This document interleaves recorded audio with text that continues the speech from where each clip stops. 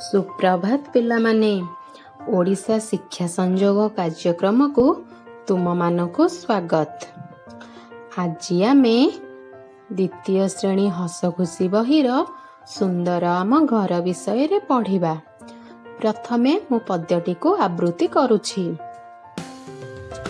आमे जेउ घरे रहु सिए भारी सुंदर, धूली अलंधूर न थाए बड़ सफा सुतर। जाति जाति मंदार रे हसे आम बगीचा, निर्मल परिवेश चारिआड फरचा। आमे जेउ घरे रहिबा ताकू सर्वदा सफा सुतर रखिबा। एथि सहित आमे कोविड-19 रक्षा पाइबा पई हाथ को परिष्कार रखिबा, मास्क व्यवहार करिबा एवं घरे रहिबा सुरक्षित रहिबा।